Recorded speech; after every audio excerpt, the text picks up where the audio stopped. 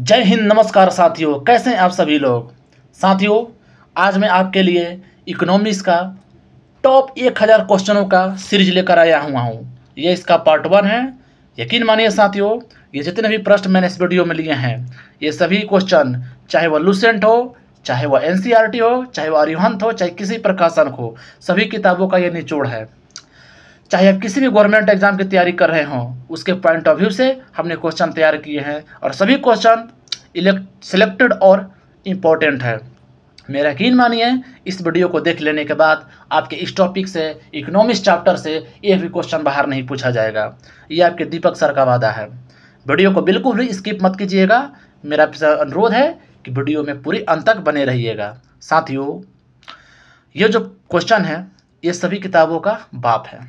रामबाण प्रश्न है सब इसमें, इसलिए वीडियो को ध्यान से देखिएगा। चलिए वीडियो की शुरुआत करते हैं।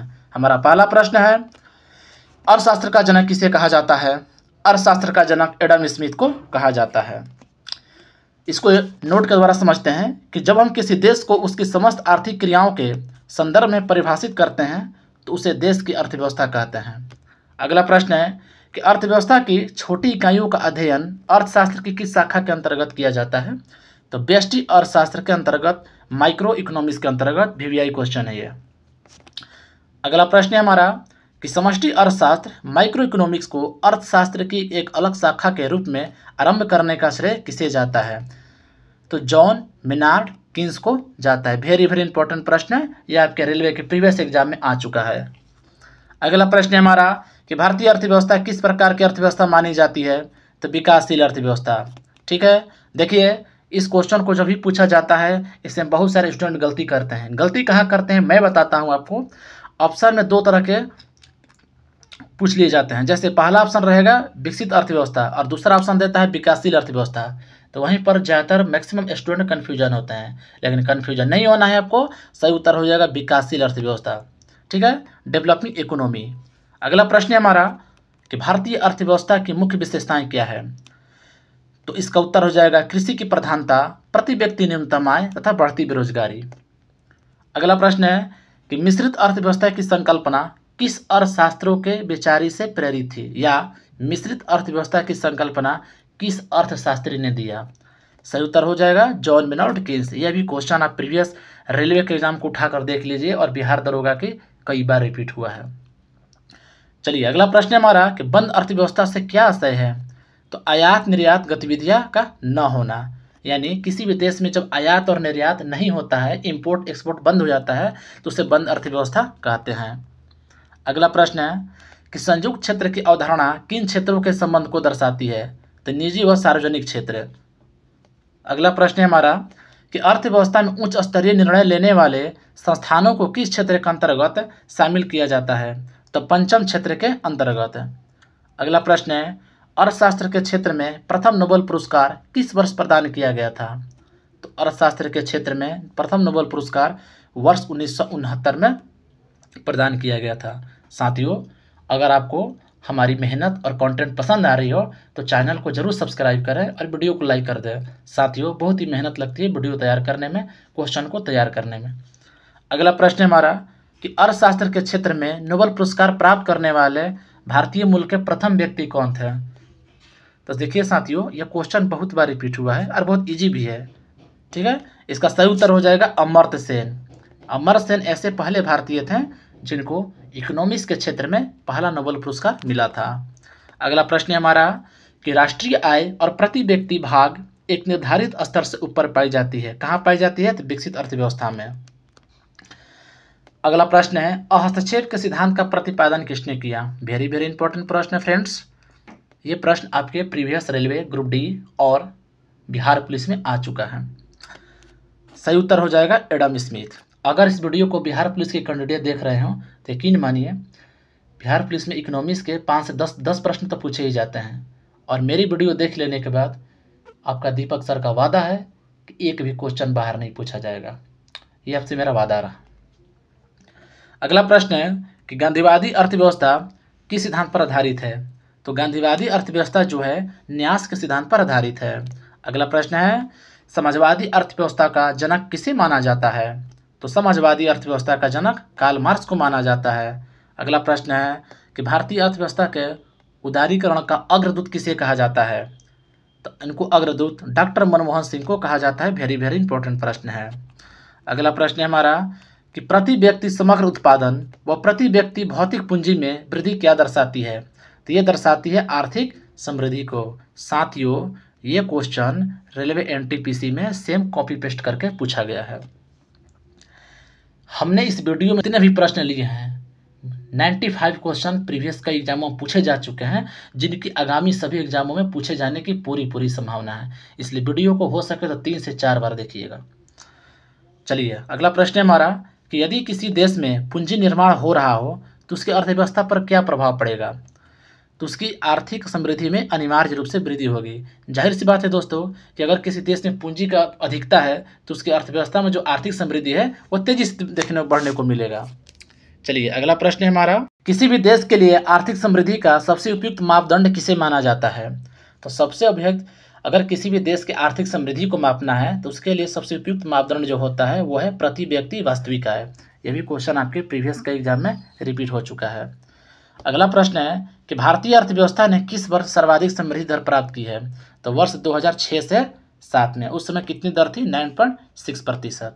अगला प्रश्न है कि भारत में बचत और पूंजी निर्माण की उच्च दर होते हुए भी समृद्धि दर कम होने का मुख्य कारण क्या है? तो पूंजी उत्पाद अनुपात का अधिक होना। अगला प्रश्न है कि आर्थिक समृद्धि तथा आर्थिक विकास किस प्रकार की अवधारणा है? तो आर्थिक समृद्धि जो है वस्तुनिष्ठ अवधारणा है और आर्थिक विकास जो है व्यक्तिनिष्ठ अवधारणा है। अगला प्रश्न है कि आर्थिक विकास के मुख्य संकेतक क्या हैं? तो साथियों, आर्थिक विकास के जो मुख्य संकेतक हैं मानव पूंजी में वृद्धि, असमानता में कमी और अर्थव्यवस्था में संरचनात्मक परिवर्तन। साथियों, क्वेश्चन का लेवल देखकर आपको लोग पता चल रहा होगा कि क्वेश्चन जो है टॉप और मॉडरेट लेवल के हैं, जो आपके एग्जाम के पॉइंट ऑफ व्यू से बहुत इंपॉर्टेंट है।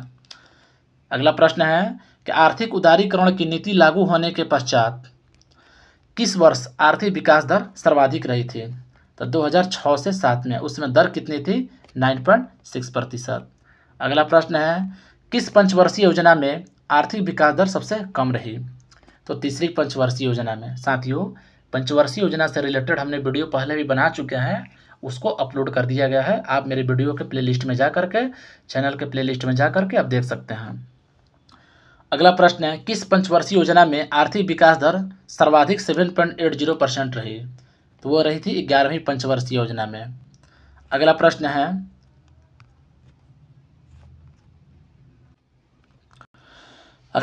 सकल घरेलू उत्पाद जीडीपी में परिवर्तन की दर क्या कहलाती है? आर्थिक विकास दर कहलाती है।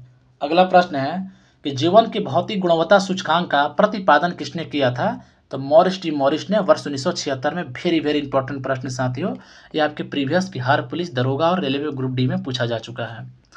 अगला प्रश्न है कि वर्ष 1970 में आधारभूत आवश्यक प्रत्यागम दृष्टिकोण का प्रतिपादन किसके द्वारा किया गया था? तो ये किया गया था विश्व बैंक के द्वारा। इंपॉर्टेंट क्वेश्चन ये भी है। आर्थिक विकास के मापन हेतु क्रय शक्ति समता विधि PPP का प्रतिपादन किसने किया था? बहुत ही इंपॉर्टेंट प्रश्न है ये। इसका प्रतिपादन किया था GR कौशल ने। साथियों, इस वीडियो में जितने भी क्वेश्चन लिए गए हैं 95 क्वेश्चन आपके 95% जितने भी जो क्वेश्चन है आपके प्रीवियस एग्जाम में पूछा जा चुका है। इसी से आप अंदाज़ा लगा सकते हैं कि हमने कितनी मेहनत से इस वीडियो को तैयार किया है। इसलिए वीडियो में पूरा बने रहिए, बिल्कुल भी स्किप मत कीजिएगा। अगला प्रश्न है हमारा कि अर्थतंत्र में ज्ञान, तकनीकी कुशलता, शिक्षा आदि को किस प्रकार की पूंजी माना जाता है? जिसे मानवीय पूंजी माना जाता है। भारतीय मानव विकास प्रतिवेदन प्रत्येक प्रतिदर्श गांव से संबंधित क्या जानकारी प्रदान करता है? तो आधारिक संरचना, सुख संसाधन, शिक्षा तथा स्वास्थ्य संबंधी सूचकांक। अगला प्रश्न है हमारा किस अंतर्राष्ट्रीय संस्था के द्वारा वर्ष 1980 से मानव विकास सूचकांक को प्रस्तुत किया जाता है? तो देखिए, ये क्वेश्चन वेरी वेरी इंपॉर्टेंट है। इसका सही उत्तर हो जाएगा संयुक्त राष्ट्र विकास कार्यक्रम UNDP के द्वारा। आपके एग्जाम में इस क्वेश्चन इस प्रकार दिया जाता है, देखिए कि मानव विकास सूचकांक जो है, मानव विकास जो इंडेक्स है, इसको कौन सी संस्था प्रकाशित करती है? आपके एग्जाम में इस क्वेश्चन को इस प्रकार पूछा जाता है। तो सही उत्तर हो जाएगा राष्ट्रीय विकास कार्यक्रम UNDP द्वारा। अगला प्रश्न है कि संयुक्त राष्ट्र मानव विकास सूचकांक HDI को किसके द्वारा विकसित किया गया था? वेरी वेरी इंपॉर्टेंट, और प्रीवियस कई एग्जाम, मैक्सिमम सभी एग्जाम में इस क्वेश्चन को पूछा जाता है। सही उत्तर हो जाएगा महबूब उल हक के द्वारा। ठीक है। आर्थिक विकास सूचकांक के 3 मुख्य घटक कौन कौन से हैं? तो देखिए ये भी आपके एग्जाम में क्वेश्चन आ चुका है। मानव विकास सूचकांक के 3 घटक होते हैं, कौन कौन? जीवन प्रत्याशा, शैक्षिक स्तर और प्रति व्यक्ति सकल घरेलू उत्पाद। इसको रट जाइएगा। चलिए अगला प्रश्न हमारा नोट देखते हैं कि देखिए राष्ट्रीय आय का फॉर्मूला क्या होता है। राष्ट्रीय आय से क्वेश्चन आपको बहुत बार पूछा जाता है। देखिए राष्ट्रीय आय का फॉर्मूला होता है घरेलू आय प्लस विदेशों से प्राप्त शुद्ध कारक आय। इन दोनों को जोड़िएगा तो हमारा राष्ट्रीय आय निकल जाता है। राष्ट्रीय आय लेखा प्रणाली नेशनल इनकम अकाउंटिंग सिस्टम का जन्मदाता किसे कहा जाता है? साइमन कुजनेटस को कहा जाता है। वेरी वेरी इंपॉर्टेंट प्रश्न है। अगला प्रश्न है हमारा कि वर्ष 1949 में भारत सरकार द्वारा नियुक्त राष्ट्रीय आय समिति नेशनल इनकम कमेटी के अध्यक्ष कौन थे? तो अध्यक्ष थे पीसी महालनोबिस। ये भी वेरी वेरी इंपॉर्टेंट प्रश्न है। अगला प्रश्न है हमारा कि भारत में प्रति व्यक्ति आय में वृद्धि की दर मंद होने का मुख्य कारण क्या है? तो उच्च पूंजी अनुपात व जनसंख्या वृद्धि की ऊंची दर। यानी जो भारत में आय दिन प्रति व्यक्ति आय कम हो रही है उसका मुख्य कारण क्या है कि पूंजी उत्पाद का अनुपात ऊंचा हो गया है और जनसंख्या में वृद्धि की दर भी बढ़ गई है। अगला प्रश्न है कि भारत में अर्थव्यवस्था का कौन सा क्षेत्र बचत में सर्वाधिक योगदान करता है? तो घरेलू क्षेत्र। अगला प्रश्न है कि भारत की घरेलू बचतों में सर्वाधिक हिस्सा किसका है? तो भौतिक परिसंपत्तियों का। वर्तमान में बिहार के किस राज्य में प्रति व्यक्ति आय सबसे कम है? देखिए अभी वर्तमान में बात किया जाए तो बिहार में प्रति व्यक्ति आय जो है ये सबसे कम है। नोट देखते हैं कि भारत में जो सर्वप्रथम जो राष्ट्रीय आय की गणना हुई थी उसके जो सर्वप्रथम प्रयास किए थे दादा भाई नौरोजी द्वारा वर्ष 1867-68 में किया गया था। इन्होंने अपनी पुस्तक power and un British rule in India में, जिसका इंग्लिश रूल है poverty and un British rule in India, में प्रति व्यक्ति आय जो है 20 रुपये बताई थी। देखिए सर्वप्रथम राष्ट्रीय आय की जो गणना है दादा भाई नौरोजी ने की थी। कब किया था? तो 1867-68 में किया था। और किस पुस्तक में किया था? तो इनके द्वारा एक पुस्तक लिखी गई थी जिनका नाम है poverty and un British rule in India, और उन्होंने उस समय प्रति व्यक्ति आय जो है 20 रुपये बताई थी। इसे ध्यान में रखिएगा। अगला प्रश्न है कि वर्तमान में किस राज्य में औसत प्रति व्यक्ति आय जो है सर्वाधिक है? तो गोवा में। भारत में राष्ट्रीय आय समांकों का आकलन किसके द्वारा किया जाता है? तो देखिए राष्ट्रीय आय का समांक का जो आकलन होता है उसको केंद्रीय सांख्यिकी संगठन करता है। वेरी वेरी इंपॉर्टेंट प्रश्न है ये। अगला प्रश्न है हमारा कि केंद्रीय सांख्यिकी कार्यालय तथा राष्ट्रीय प्रतिदर्श सर्वेक्षण कार्यालय का विलय कर किस नई संस्था को स्थापित करने का निर्णय लिया गया है? तो राष्ट्रीय सांख्यिकी कार्यालय, इन दोनों का विलय करके राष्ट्रीय सांख्यिकी कार्यालय को बनाया गया था। पीसी महालनोबिस के जन्मदिन पर प्रति वर्ष 29 जून को राष्ट्रीय सांख्यिकी दिवस मनाया जाता है। वेरी वेरी इंपॉर्टेंट प्रश्न है, आपसे एग्जाम में पूछा जा सकता है कि राष्ट्रीय सांख्यिकी दिवस कब मनाया जाता है? तो 29 जून को। और किसके जन्मदिन पर मनाया जाता है? तो पीसी महालनोबिस के। चलिए अगला प्रश्न हमारा कि सकल घरेलू उत्पाद जीडीपी के आधार पर विश्व की 6वीं सबसे बड़ी अर्थव्यवस्था कौन है? तो वह है भारत। अगला प्रश्न है मुद्रास्फीति, मुद्रा संकुचन एवं अप्रत्यक्ष कर के प्रभाव को शामिल कर संकलित जीडीपी को क्या कहते हैं? तो उसे कहते हैं nominal GDP. Very very important प्रश्न है। अगला प्रश्न है हमारा कि भारत में सकल घरेलू उत्पाद का सबसे बड़ा भाग किस आर्थिक क्षेत्र से प्राप्त होता है? तो सेवा क्षेत्र, जिसे सर्विस सेक्टर भी बोलते हैं। वेरी वेरी इंपॉर्टेंट प्रश्न है। अगला प्रश्न है कि भारत की राष्ट्रीय आय में ग्रामीण अर्थव्यवस्था कितना प्रतिशत योगदान है? तो लगभग 46%, यानी 46% योगदान जो है ग्रामीण अर्थव्यवस्था का राष्ट्रीय आय में है। अगला प्रश्न है सकल राष्ट्रीय उत्पाद क्या है? तो सकल राष्ट्रीय उत्पाद जो है राष्ट्रीय उत्पाद का मूल्य मापन है। अगला प्रश्न है कि राष्ट्रीय प्रतिदर्श सर्वेक्षण संगठन की स्थापना किस वर्ष हुई थी? ये क्वेश्चन जो आपके रेलवे एनटीपीसी और बिहार दरोगा में आ चुका है, इसलिए ध्यान रखिएगा। सही उत्तर हो जाएगा 1950। वर्ष 1950 में राष्ट्रीय प्रतिदर्श सर्वेक्षण संगठन की स्थापना हुई थी। अगला प्रश्न है हमारा कि राष्ट्रीय सांख्यिकी आयोग की स्थापना जो है किस समिति की अनुशंसा पर स्वीकार की गई थी। वेरी वेरी इंपॉर्टेंट प्रश्न है, बहुत ही महत्वपूर्ण प्रश्न है साथियों। ये प्रश्न कई एग्जामों में बहुत बार पूछा गया है। सही उत्तर हो जाएगा सिंह रंगराजन समिति, यानी रंगराजन समिति की अनुशंसा पर राष्ट्रीय सांख्यिकी आयोग की स्थापना की गई थी। चलिए अगला प्रश्न हमारा कि जीडीपी आंकड़ों में आधार वर्ष 2004-05 को बदलकर कौन सा नया आधार वर्ष कर दिया गया है। वेरी वेरी इंपॉर्टेंट है ये भी। तो अब जो है 2004-2005 को बदलकर नया आधार वर्ष जो है 2011-12 को कर दिया गया है। ठीक है, लेकिन देखिए इसमें भी चेंजिंग हो चुका है। नोट के द्वारा समझते हैं कि केंद्रीय सांख्यिकी कार्यालय द्वारा राष्ट्रीय आय की गणना के लिए आधार वर्ष जो है 2011-12 से बदलकर 2018-17 करने का प्रस्ताव है। लेकिन प्रस्ताव क्या, ये हो ही चुका है साथियों। ठीक है, ये हो चुका है। अगला प्रश्न है कि भारत में आर्थिक नियोजन की पृष्ठभूमि किसने तैयार की थी। तो सर एम विश्वेश्वरैया ने 1934 में तैयार की थी। वेरी वेरी इंपॉर्टेंट प्रश्न है। अगला प्रश्न है हमारा कि वर्ष 1944 में गांधीवादी योजना किसने प्रतिपादित की थी। अगर आप कई एग्ज़ाम दिए होंगे तो आपने देखा होगा कि ये क्वेश्चन जो है हर एक एग्ज़ाम में पूछा जाता है। बहुत ही महत्वपूर्ण प्रश्न है ये। सही उत्तर हो जाएगा श्रीमन नारायण अग्रवाल। जो श्रीमन नारायण अग्रवाल थे, इनको गांधीवादी योजना को प्रतिपादित किया था। कब किया था, तो वर्ष 1944 में, से ध्यान में रखिएगा। अगला प्रश्न है हमारा कि विकास का भारतीय मॉडल किसके हितों को सुरक्षा प्रदान करता है। तो व्यक्ति और राज्य दोनों को, किसको करता है, तो व्यक्ति और राज्य दोनों के हितों को प्रदान करता है। अगला प्रश्न है हमारा कि राष्ट्रीय योजना समिति का गठन किसके द्वारा किया गया था। वेरी वेरी इंपॉर्टेंट प्रश्न है ये।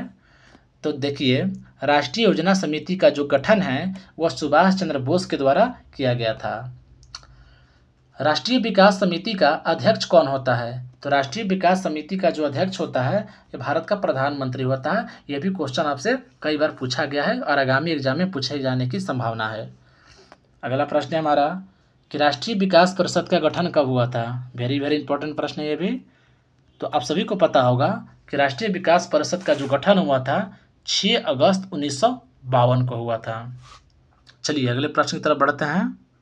अगला प्रश्न है हमारा कि नियोजित विकास मॉडल को भारत में कब लागू किया गया था। तो देखिए नियोजित विकास मॉडल को भारत में 1 अप्रैल 1951 ईस्वी से लागू किया गया था। वेरी वेरी इंपॉर्टेंट प्रश्न है, ध्यान में रखिएगा इसे। प्रथम पंचवर्षीय योजना किस योजना पर आधारित थी। तो प्रथम पंचवर्षीय योजना जो है हैराल्ड डोमर योजना पर आधारित थी। अगला प्रश्न है कि अखिल भारतीय खादी एवं ग्रामीण बोर्ड की स्थापना किस योजना में हुई। ये क्वेश्चन आपके पूछा जा चुका है। तो अखिल भारतीय खादी एवं ग्रामीण बोर्ड की स्थापना जो हुई थी प्रथम पंचवर्षीय योजना में हुई थी। पंचवर्षीय योजना से कंप्लीट वीडियो हमने बना रखा है, आप मेरे चैनल पर विजिट करके प्लेलिस्ट में डाउनलोड करके देख सकते हैं। प्रथम पंचवर्षीय योजना की मुख्य प्राथमिकता क्या थी। तो प्रथम पंचवर्षीय योजना की जो मुख्य प्राथमिकता थी कृषि का विकास करना, यानी प्रथम पंचवर्षीय योजना में कृषि के विकास पर विशेष जोर दिया गया था। अगला प्रश्न है कि देश में समाजवादी समाज की स्थापना का संकल्पना किस पंचवर्षीय योजना में लिया गया था। तो द्वितीय पंचवर्षीय योजना में। किस पंचवर्षीय योजना में, द्वितीय। अगला प्रश्न है कि भारत में हरित क्रांति की शुरुआत किस पंचवर्षीय योजना के दौरान हुई थी। तो हरित क्रांति को जो शुरुआत हुई थी तृतीय पंचवर्षीय योजना के दौरान हुई थी। यह क्वेश्चन साथियों आपके एग्जाम में कई बार रिपीट हुआ है। अगला प्रश्न है हमारा कि चतुर्थ पंचवर्षीय योजना किस मॉडल पर आधारित थी। तो देखिए जो चौथी पंचवर्षीय योजना थी वो DR गॉडिकल मॉडल पर आधारित थी। किस पंचवर्षीय योजना में विकास केंद्र उपागम अपनाया गया था। तो चतुर्थ पंचवर्षीय योजना में विकास केंद्र उपागम अपनाया गया था। अगला प्रश्न है कि भारत में स्वपोषित विकास की संकल्पना सर्वप्रथम किस पंचवर्षीय योजना में अपनाई गई। तो देखिए स्वपोषित विकास की जो संकल्पना थी वो सर्वप्रथम चौथी पंचवर्षीय योजना में अपनाई गई थी। अगला प्रश्न है कि निर्धारित अवधि से 1 वर्ष पूर्व ही समाप्त होने वाली पंचवर्षीय योजना कौन सी है। वेरी वेरी इंपॉर्टेंट प्रश्न है और आपके प्रीवियस के एग्जामों में इसे पूछा भी जा चुका है। तो देखिए वह 5वीं पंचवर्षीय योजना थी, यानी 5वीं पंचवर्षीय योजना जो थी वो 4 वर्षों तक ही चली थी। अगला प्रश्न है कि गरीबी हटाओ विषय वस्तु पर आधारित गरीबी उन्मूलन कार्यक्रमों को किस पंचवर्षीय योजना में प्रारंभ किया गया था? या इस क्वेश्चन को आपको दूसरी तरह से इस प्रकार पूछा जा सकता है कि बताइए गरीबी उन्मूलन कार्यक्रम किस पंचवर्षीय योजना में शुरू किया गया था? सही उत्तर हो जाएगा पंचवर्षीय योजना में। अगला प्रश्न है, छठी पंचवर्षीय योजना किस मॉडल पर आधारित थी? तो छठी पंचवर्षीय योजना जो है आगत निर्गत मॉडल पर आधारित थी। वेरी वेरी इंपॉर्टेंट प्रश्न है ये। सामाजिक न्याय एवं समानता के साथ समृद्धि पर बल किस पंचवर्षीय योजना में दिया गया था? तो यह दिया गया था 7वीं पंचवर्षीय योजना में। अगला प्रश्न है हमारा कि 20 सूत्रीय आर्थिक कार्यक्रम का शुभारंभ किस वर्ष किया गया था? तो वर्ष 1975 में। जो 20 सूत्रीय कार्यक्रम चलाया गया था वो वर्ष 1975 में चलाया गया था। ये क्वेश्चन आपके बहुत बार एग्जाम में रिपीट हुआ है, इसलिए ध्यान में रखिएगा। देखिए छठवीं पंचवर्षीय योजना में 1982 में नाबार्ड तथा एग्जिम बैंक की स्थापना की गई थी। देखिए नाबार्ड और एग्जिम बैंक जो दो बैंक हैं, इनकी स्थापना छठवीं पंचवर्षीय योजना में हुई थी। अगर आपसे ईस्वी सन की बात करें तो वर्ष 1982 में हुई थी। आगे बढ़ते हैं कि भारत में आर्थिक नियोजन की अवधि के दौरान कितनी बार योजना अवकाश आया था? तो 3 बार।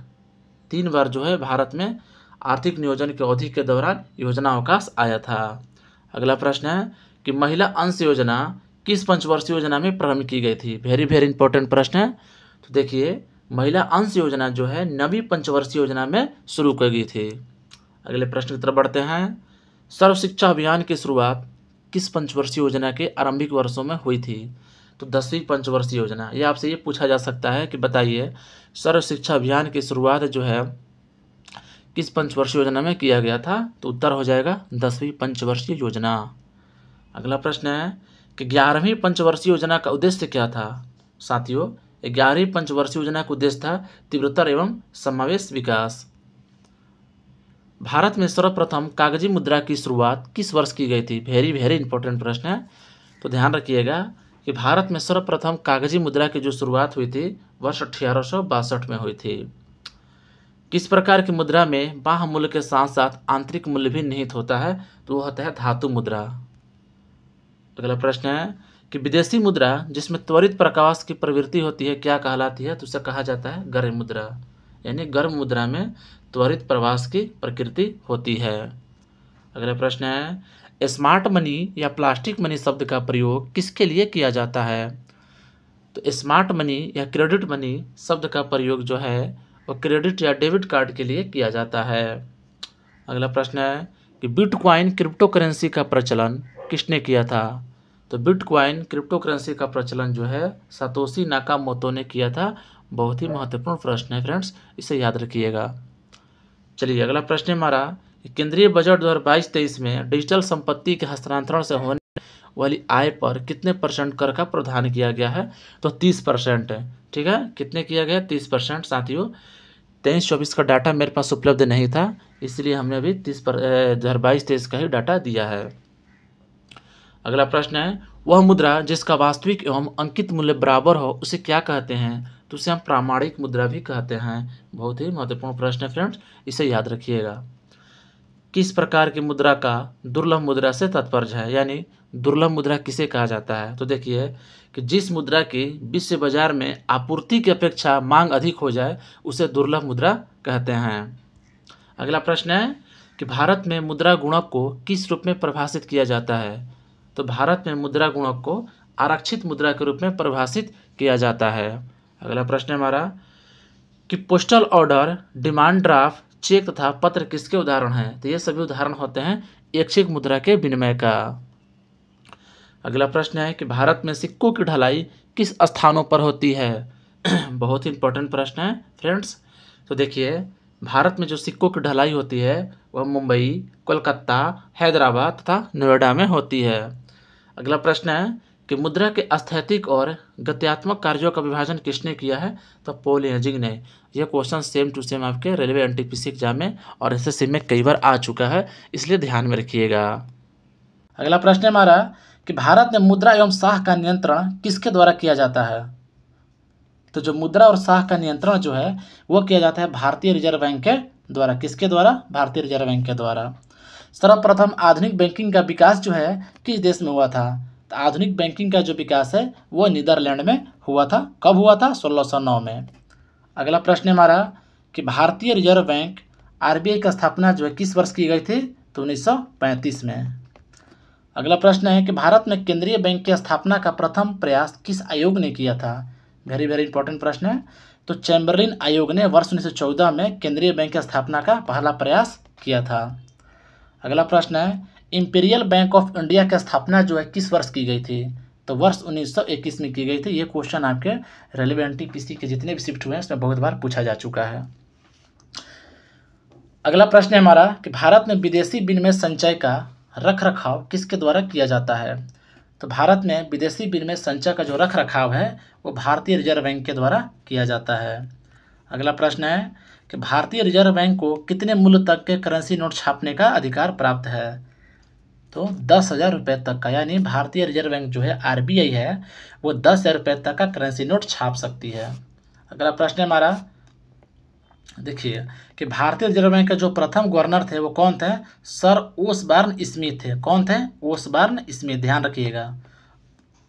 अगला प्रश्न है कि विश्व के किस बैंक को केंद्रीय बैंकों की मां की संज्ञा दी गई है? तो बैंक ऑफ इंग्लैंड। किसे? बैंक ऑफ इंग्लैंड को। भारत में मुद्रा संबंधी नोटों का निर्गमन प्रणाली किस पर आधारित है?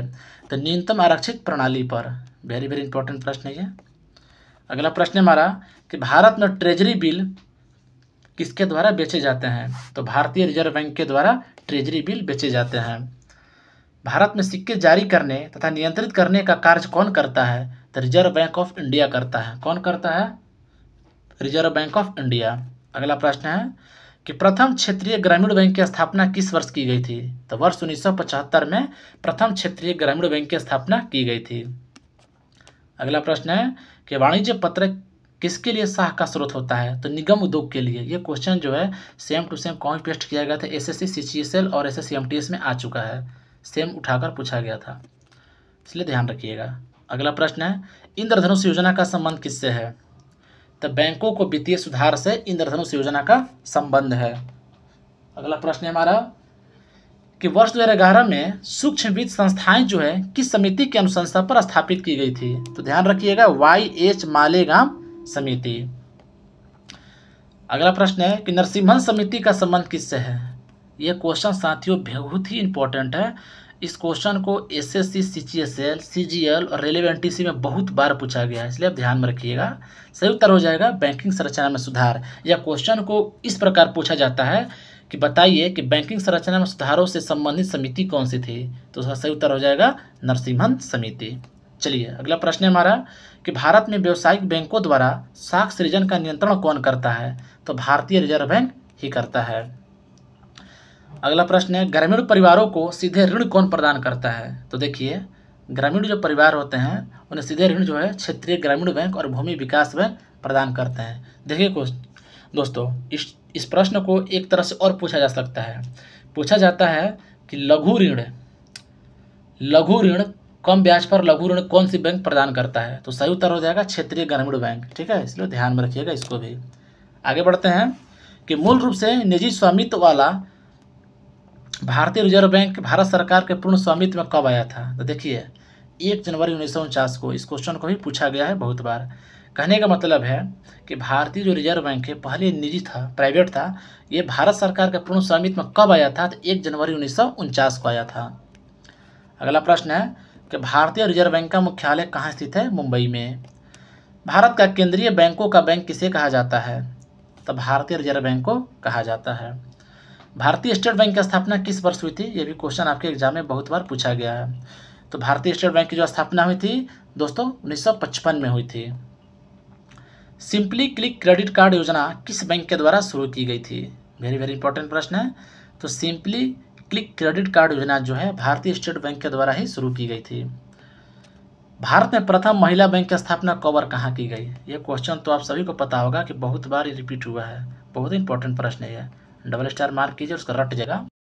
सही उत्तर हो जाएगा 19 नवंबर 2013 को। कहाँ? मुंबई में। यानी भारत में प्रथम महिला बैंक की स्थापना 19 नवंबर 2013 को मुंबई में हुई थी। अगला प्रश्न है कि भारत के किस बैंक ने चीन में सबसे पहले अपनी शाखा स्थापित की थी?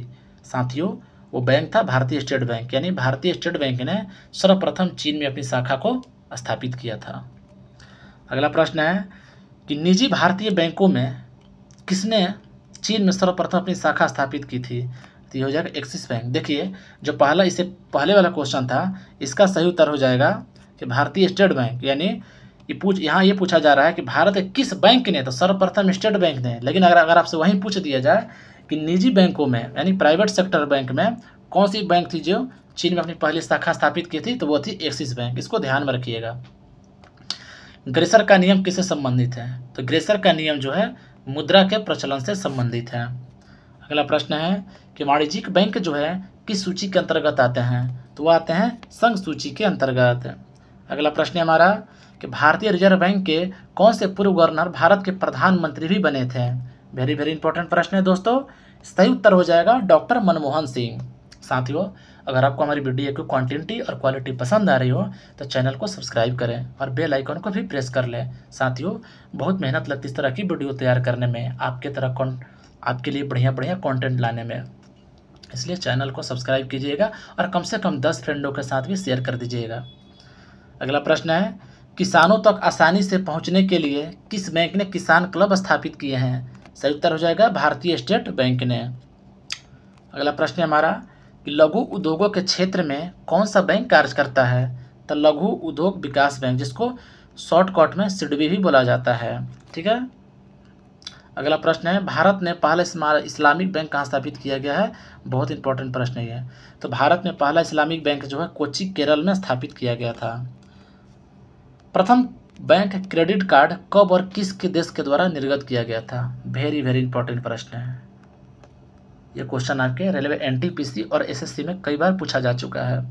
साथियों सही उत्तर हो जाएगा कि बैंक ऑफ अमेरिका द्वारा कब किया गया था? तो वर्ष 1959 में, यानी बैंक ऑफ अमेरिका ने प्रथम क्रेडिट कार्ड 1959 में निर्गत किया था। अगला प्रश्न है हमारा क्षेत्रीय ग्रामीण बैंक की स्थापना कब हुई थी? ये भी साथियों बहुत इंपॉर्टेंट प्रश्न है। तो क्षेत्रीय ग्रामीण बैंक की जो स्थापना है 2 अक्टूबर 1975 को की गई थी। अगला प्रश्न है कि भारत के किन राज्यों में क्षेत्रीय ग्रामीण बैंक कार्यरत नहीं है? देखिए सिक्किम और गोवा 2 ऐसे राज्य हैं जहां पर ग्रामीण बैंक, क्षेत्रीय ग्रामीण बैंक जो है वहां कार्य नहीं करते हैं। साथियों एक बात और, आप चाहे किसी भी एग्जाम की तैयारी कर रहे हो, हमने सभी एग्जामों के पॉइंट ऑफ व्यू से हमने लॉन्ग वीडियो का भी सीरीज चला रहे हैं। सभी टॉपिक से, सभी सब्जेक्ट से और सभी टॉपिक से इंपॉर्टेंट क्वेश्चनों की सीरीज आएगी, इसलिए मेरे वीडियो में बने रहें और चैनल पर विजिट करते रहें। यकीन मानिए आपको एग्जाम से पहले अच्छी से अच्छी तैयारी करा दी जाएगी। अगला प्रश्न है हमारा कि भारत के किस व्यावसायिक बैंक ने सबसे पहले चलती फिरती एटीएम यानी मोबाइल एटीएम सेवा की शुरुआत की थी? वेरी वेरी इंपॉर्टेंट प्रश्न है ये। सही उत्तर हो जाएगा आईसीआईसीआई बैंक ने, यानी आईसीआईसीआई बैंक ने भारत की सबसे पहले चलती फिरती एटीएम, जिसे मोबाइल एटीएम भी कहा जाता है, की सेवा की शुरुआत की थी। अगला प्रश्न है कि लघु एवं मध्यम उद्योगों को ऋण उपलब्ध कराने हेतु किस समिति का गठन किया गया था? साथियों तो नायक समिति का। कब किया गया था? तो वर्ष 1993 में, यानी लघु एवं मध्यम उद्योगों को ऋण उपलब्ध कराने के लिए नायक समिति का गठन वर्ष 1993 में किया गया था। अगला प्रश्न है कि भारत में नाबार्ड जो है किन बैंकों के पुनर्वित्त उपलब्ध कराता है, यानी रिफाइनेंस उपलब्ध कराता है? तो देखिए अनुसूचित व्यापारिक बैंक हो गया, क्षेत्रीय ग्रामीण बैंक और राज्य भूमि विकास बैंकों को पुनर्वित्त, यानी जिसको बोला जाता है रिफाइनेंस भी बोला जाता है, उपलब्ध कराता है। नाबार्ड का मुख्यालय कहाँ है? तो नाबार्ड का मुख्यालय मुंबई में है। अगला प्रश्न है हमारा कि बैंकों की पूंजी पर्याप्तता के मापन के लिए किस अंतर्राष्ट्रीय मानक का प्रयोग किया जाता है? वेरी वेरी इंपॉर्टेंट प्रश्न है। सही उत्तर हो जाएगा बेसल मानक, यानी बैंकों की पूंजी पर्याप्तता के मापन के लिए बेसल मानक का प्रयोग किया जाता है। वर्ष 1995-96 में स्थापित ग्रामीण अवस्थापना विकास कोष का लेखा जोखा कौन रखता है? तो इसका लेखा जोखा जो है राष्ट्रीय कृषि एवं ग्रामीण विकास बैंक रखता है। अगला क्वेश्चन है कि स्वाभिमान कार्यक्रम का प्रमुख उद्देश्य क्या है? वेरी वेरी इंपॉर्टेंट है ये। तो देखिए स्वाभिमान योजना का उद्देश्य है ग्रामीण निर्धनों के घरों तक बैंकों को पहुंचाना। अगला प्रश्न है हमारा किस समिति की अनुशंसा पर भारत में जोखिम परिस्थितियों के 9% न्यूनतम पूंजी पर्याप्तता का प्रावधान किया गया है? तो नरसिम्हन समिति। सहकारी साख समितियों का ढांचा कैसा है? तो सहकारी साख समितियों का जो ढांचा है वो त्रिस्तरीय है, भी यही प्रश्न है ये। अगला प्रश्न है हमारा कि गैर निष्पादित परिसंपत्तियों से संबंधित विवादों के निस्तारण के उद्देश्य से वर्ष 1993 में किस न्यायिक संस्था की स्थापना की गई थी? सही उत्तर हो जाएगा ऋण वसूली प्राधिकरण। अगला प्रश्न है कि कर्ज को लौटाने में समर्थ होने के बावजूद जानबूझकर कर्ज न देने वाले ऋणी व्यक्ति को किस नाम से जाना जाता है? देखिए ये क्वेश्चन जो है आपके सीजीएल और एसएससी के जितने भी एग्जाम होते हैं उसमें पूछा गया है और एक बार रेलवे ड्राइवर में भी पूछा गया था। सही उत्तर हो जाएगा इरादतन चूककर्ता, यानी वैसे व्यक्ति जो कर्ज लौटाने में समर्थ है उसके बावजूद भी जानबूझकर कर्ज न लौटाता है उसे इरादतन चूककर्ता कहा जाता है। अगला प्रश्न है हमारा कि भारतीय रिजर्व बैंक किन परिसंपत्तियों के बदले में मुद्रा निर्गमन करता है? तो स्वर्ण, विदेशी प्रतिभूति तथा भारत सरकार की प्रतिभूति के बदले में मुद्रा का निर्गमन करता है।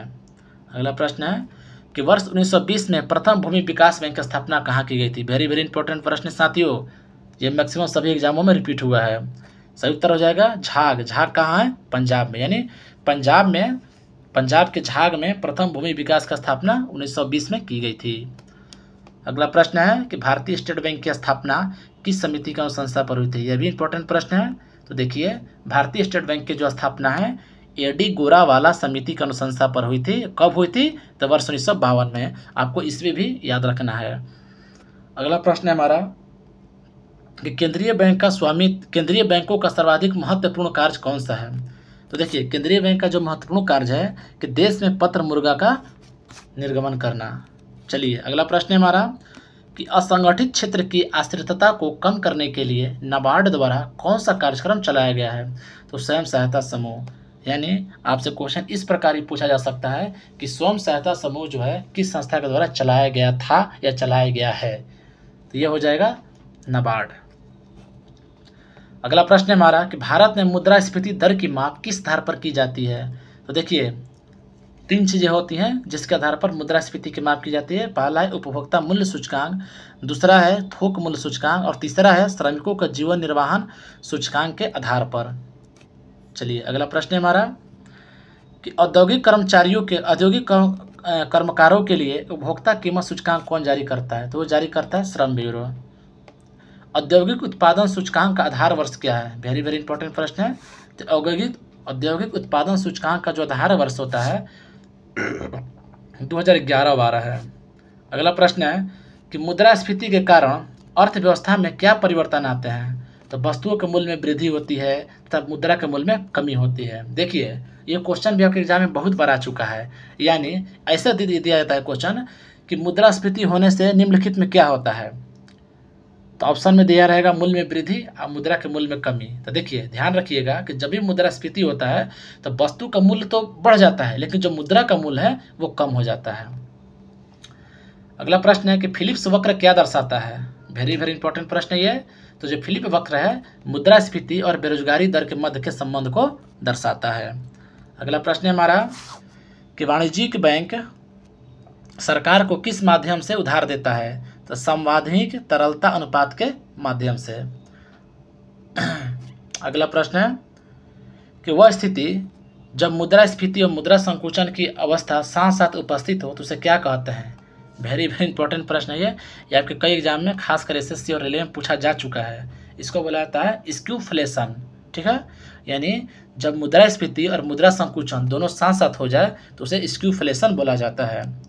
अगला प्रश्न है कि मुद्रास्फीति और मंदी की एक साथ उपस्थिति क्या दर्शाती है? तो गतिहीन स्फीति को दर्शाती है। सेम यही चीज़ें साथियों, आंसर बस बदल गया है। अगला प्रश्न है हमारा कि ऋण की सीमाओं में परिवर्तन करना साख नियंत्रण के किस रीति के प्रयोग द्वारा संभव होता है? तो गुणात्मक साख नियंत्रण।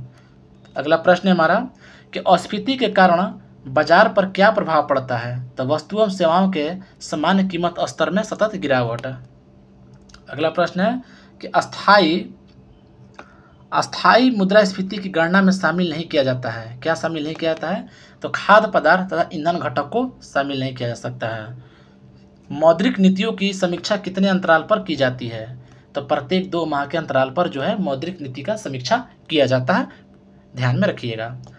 अगला प्रश्न है कि नगद आरक्षित अनुपात और खुला बाजार कार्रवाई किसका साधन होता है?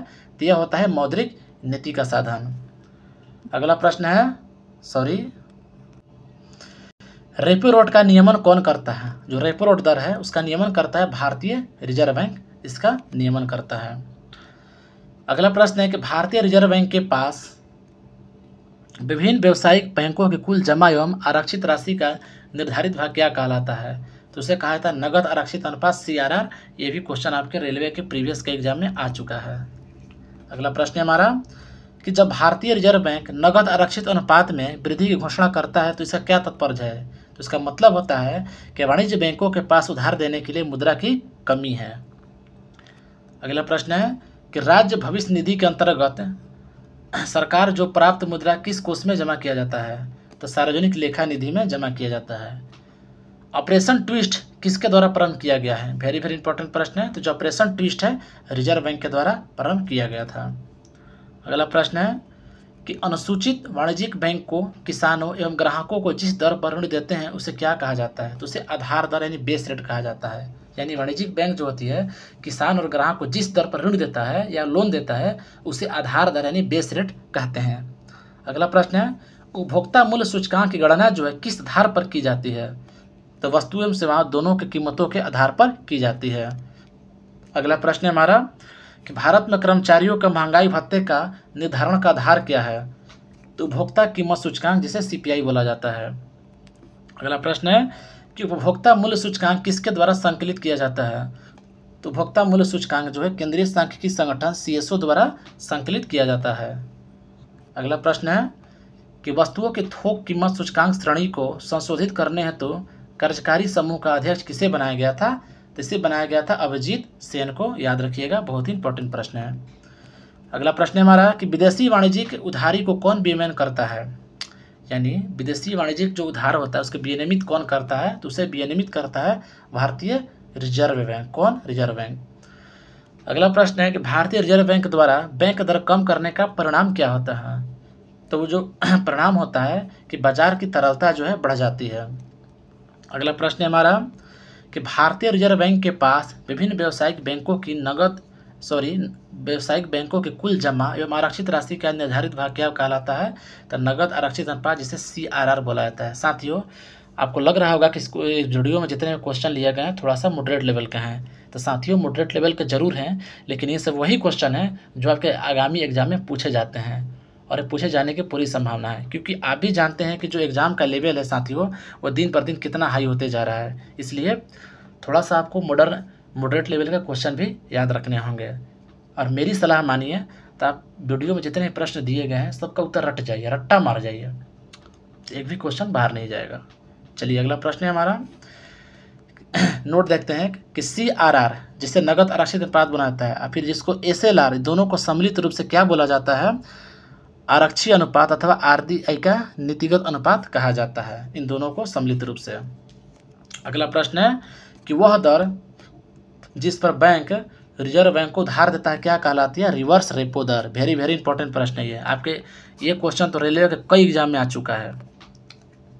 अगला प्रश्न है हमारा कि बैंकों को अपने रोकड़ शेष और कुल परिसंपत्तियों के मध्य एक निश्चित अनुपात रखना पड़ता है, उसे क्या कहते हैं? तो उसे बोला जाता है सांविधिक तरलता अनुपात। अगला प्रश्न है हमारा कि वित्तीय क्षेत्र सुधार पर नरसिम्हन समिति ने क्या सुझाव दिया था? तो उन्होंने सुझाव दिया था कि सांविधिक तरलता अनुपात जिसे SLR बोला जाता है और नगद आरक्षित अनुपात जिसे CRR बोला जाता है, इन दोनों को कम करना चाहिए।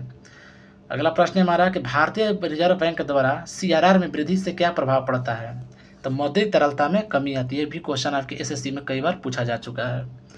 अगला प्रश्न है हमारा कि मौद्रिक नीति समिति का अध्यक्ष कौन होता है? तो जिसका अध्यक्ष होता है वो रिजर्व बैंक का गवर्नर होता है। अगला प्रश्न है कि वे ऋण जिसके ब्याज की दर परिवर्तनशील होती है यानी वेरिएबल होती है उसे क्या कहा जाता है? तो उसे क्या कहता है? फ्लोटिंग दर ऋण। अगला इंपॉर्टेंट पॉइंट देखते हैं कि नागरिकों को विभिन्न प्रकार की सेवाएं एवं सुविधाएं प्रदान करने के बदले सरकार द्वारा नागरिकों से जो शुल्क लिया जाता है उसे क्या कहते हैं? उसे टैक्स कहा जाता है। देखिए आप लोगों से बहुत सारे दोस्तों के मन में प्रश्न आता है टैक्स आखिर है क्या चीज़? तो देखिए कि नागरिकों को विभिन्न प्रकार की सेवाएं और जो सुविधाएं प्रदान की जाती है, जैसे रोड का निर्माण, हॉस्पिटल का निर्माण, बड़ी बड़ी संस्थाओं का निर्माण, बिल्डिंग का निर्माण जो कि जनहित में कार्य करती है, तो उन सभी का निर्माण करने के लिए जो जनता द्वारा जो शुल्क लिया जाता है उसी को टैक्स बोला जाता है। और हमारे देश की अर्थव्यवस्था को विकसित बनाने में टैक्स की एक अहम भूमिका है। अगला प्रश्न है हमारा कि भारत में आयकर सर्वप्रथम कब लाया गया था। तो देखिए, भारत में सर्वप्रथम जो आयकर है, इनकम टैक्स जो है 24 जुलाई 1860 को लाया गया था। ये क्वेश्चन रट जाइएगा। ये क्वेश्चन रेलवे ग्रुप डी के कई शिफ्ट में एनटीपीसी में भी आ चुका है, बिहार पुलिस में भी आ चुका है। कुछ नोट्स देखते हैं कि भारत में प्रत्येक वर्ष 24 जुलाई को आयकर दिवस मनाया जाता है। जी हाँ साथियों, ये भी क्वेश्चन कई बार पूछा गया है कि बताइए आयकर दिवस कब मनाया जाता है। तो आयकर दिवस जो है 24 जुलाई को मनाया जाता है। और देखिए, सरकार के आय के 3 सबसे बड़े स्रोत होते हैं। वो कौन कौन है? वस्तु एवं सेवा कर, जिसे जीएसटी बोला जाता है, इससे सरकार को 15% इनकम होता है। आयकर, जिसे इनकम टैक्स बोला जाता है, इससे सरकार को 14% इनकम होता है। और एक होता है निगम कर, इससे 13% सरकार को आमदनी होती है। अगला प्रश्न है कि सरकारी व्यय को नियंत्रित करने वाला मंत्रालय कौन सा है। वेरी वेरी इंपॉर्टेंट प्रश्न है। तो सरकारी व्यय को नियंत्रित कौन करता है? तो वित्त मंत्रालय करता है। कृषि आयकर सबसे पहले कहाँ और कब लगाया गया था? बहुत ही महत्वपूर्ण प्रश्न है। तो देखिए, एग्रीकल्चर टैक्स, जिसे कृषि आयकर बोला जाता है, सर्वप्रथम बिहार में लगाया गया था। और कब लगाया गया था? 1938 में लगाया गया था। ये क्वेश्चन आपको लुसेंट घटना चक्र कहीं देखने को नहीं मिलेगा। ये बहुत ही इंपॉर्टेंट प्रश्न है ये। अगला प्रश्न है हमारा कि शराब पर उत्पाद कर, एक्साइज ड्यूटी किसके द्वारा लगाया जाता है? वेरी वेरी इंपॉर्टेंट है ये भी। तो राज्य सरकार द्वारा। देखिए, जो वाइन शराब पर जो एक्साइज कर लगाया जाता है, वो लगाया जाता है राज्य सरकार ही उसे लगाती है। संशोधित मूल्य वर्धित कर का संबंध किससे है? तो इससे है उत्पादन कर से। इसका संबंध किससे है? इसका उत्पादन कर से है। इसको कट कर दीजिएगा, ये फालतू है। अगला प्रश्न है हमारा कि किसी कर के लगाए जाने के पश्चात इसका वास्तविक भुगतान जिस बिंदु पर होता है उसे क्या कहा जाता है? उसे कराघात बोला जाता है। भारत में सबसे पहले मूल्य वर्धित कर, वैल्यू एडेड टैक्स लागू करने वाला प्रथम राज्य कौन सा है? वेरी वेरी इंपॉर्टेंट प्रश्न है। ये क्वेश्चन तो कई बार रिपीट हुआ है, सभी एग्जामों में अक्सर पूछ लिया जाता है। तो सही उत्तर हो जाएगा हरियाणा में। और कब लागू किया गया था? तो वर्ष 2005 में। अगला प्रश्न है कि भारत सरकार के बजट में न्यूनतम वैकल्पिक कर, इसे मैट बोला जाता है, का समावेश कब किया गया था? ये किया गया था वर्ष 1996 से 97 में। वीडियो को बिल्कुल स्किप मत कीजिएगा, बहुत ही सारे महत्वपूर्ण क्वेश्चन मैं करवा रहा हूँ। अभी जो हाल फिलहाल बिहार पुलिस के फॉर्म आया है, जो बिहार पुलिस के एग्जाम होने वाले हैं, एसएससी के एग्जाम होने वाले हैं, उसके पॉइंट ऑफ व्यू से वीडियो बहुत ही महत्वपूर्ण है। इसलिए आप लोग वीडियो को बिना स्किप किए देखिएगा, और हो सके तो 4 से 5 बार देखिएगा। चलिए, अगला प्रश्न है हमारा कि वित्त आयोग किस प्रकार की संस्था है? तो वित्त आयोग जो है अर्धन्यायिक संस्था होती है। अगला प्रश्न है कि कृषि जोत का सुझाव किस समिति ने और कब दिया था? वेरी वेरी इंपॉर्टेंट प्रश्न है ये, एसएससी में कई बार रिपीट हुआ है। तो इसका सही उत्तर हो जाएगा KN राज समिति ने 1972 में, यानी कृषि जोत कर का सुझाव जो है KN राज समिति ने 1972 में दिया था। अगला प्रश्न है कि पेमेंट ऑफ ग्रेजुटी एक्ट 1972 के अनुसार ग्रेजुटी भुगतान की अधिकतम सीमा कितनी होती है? तो देखिए, पेमेंट ऑफ ग्रेजुटी एक्ट जो 1972 में लाया गया था, उसके अनुसार आप ग्रेजुटी जो भुगतान कर सकते हैं 10 लाख का ही कर सकते हैं। अगला प्रश्न है हमारा कि भारत में आयकर इनकम टैक्स की शुरुआत किसने की थी? बहुत इंपॉर्टेंट प्रश्न है ये। तो देखिए, भारत में जो इनकम टैक्स की शुरुआत की थी, जेम्स विल्सन ने की थी। वह कर जो क्रेता के लिए प्रत्यक्ष रूप से वस्तुओं के मूल्यों की वृद्धि नहीं करता, क्या कहलाता है? वह आयकर कहलाता है। अगला प्रश्न है, निगम कर किस पर लगाया जाता है? घरेलू एवं विदेशी दोनों कंपनियों पर निगम कर लगाया जाता है। अगला प्रश्न है, आयात एवं निर्यात पर लगाए जाने वाले कर को किस नाम से जाना जाता है? तो उसे जाना था सीमा कर, कस्टम ड्यूटी के रूप में। किसमें? कस्टम ड्यूटी के रूप में जाना जाता है। अगला प्रश्न है हमारा कि आयकर अधिनियम की धारा 88 के अंतर्गत कर छटों को समाप्त करने की अनुशंसा किस समिति ने की थी? देखिए, इसको समिति ने, कौन सी समिति जो थी इसका अनुशंसा की थी? तो वह है केलकर समिति। अगला प्रश्न है कि भारतीय राष्ट्रीय राजमार्ग प्राधिकरण के वित्त का प्रमुख स्रोत क्या है? तो उपकर, जिसे सेस बोला जाता है। कुछ एक्स्ट्रा फैक्ट देखते हैं कि किसी विशेष उद्देश्य की पूर्ति के लिए, ठीक, किसी विशेष उद्देश्य की पूर्ति के लिए कर आधार पर लगाए गए अन्य कर जो है उपकर कहा जाता है। यानी उपकर किसे कहा जाता है? तो ध्यान रखिएगा कि किसी विशेष उद्देश्य की पूर्ति के लिए जो कर लगाया जाता है उसे ही उपकर कहा जाता है। अगला प्रश्न है कि सेवा कर, बिक्री कर, उत्पादन शुल्क तथा सीमा शुल्क किस प्रकार के श्रेणी के अंतर्गत आते हैं? तो ये अप्रत्यक्ष कर के अंतर्गत आते हैं। अगला प्रश्न है कि 15वें वित्त आयोग का अध्यक्ष किसे नियुक्त किया गया था? तो 15वें वित्त आयोग के जो अध्यक्ष थे डॉक्टर एन.के. सिंह को नियुक्त किया गया था। किन्हें? एन.के. सिंह को। हमारा आज की वीडियो का लास्ट प्रश्न है कि व्यक्तिगत रूप से समाज के लिए हानिकारक वस्तुओं एवं सेवाओं पर लगाया जाने वाला कर क्या कहलाता है? तो वो कहलाता है सीन कर। साथियों, ये थे आज के टॉप 200 क्वेश्चन। ये 1000 क्वेश्चनों के सीरीज का पार्ट 1 है। इसका पार्ट 2 जल्दी आएगा। और अगर वीडियो अच्छी लगी हो, हमारी क्वेश्चन पसंद आई हो, हमारी मेहनत पसंद आई हो, तो चैनल को जरूर सब्सक्राइब कीजिएगा और लाइक ज़रूर कर दीजिएगा। आपका एक लाइक हमें बहुत ही मोटिवेशन देता है। ठीक है साथियों, मिलते हैं आपसे अगली वीडियो में इसके पार्ट 2 के साथ। तब तक के लिए धन्यवाद।